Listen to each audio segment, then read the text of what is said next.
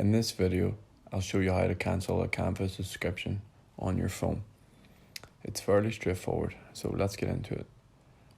Once the Canva website is open, press on the three lines in the top left, just here, and then press on the drop down arrow to the right of your name. From here, you want to come down and select Settings. That's going to load your profile.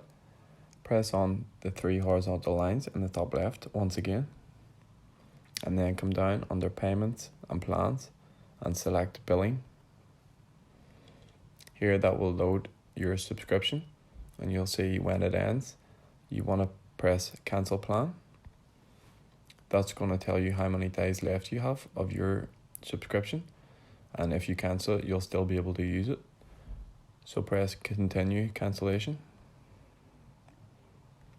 It's going to ask why you want to cancel. Choose a reason and then select Continue Cancellation. And once again, press Cancel Subscription. And you'll get a confirmation at the top saying that your Canva Pro plan has been cancelled. So if you found this useful, please like and subscribe.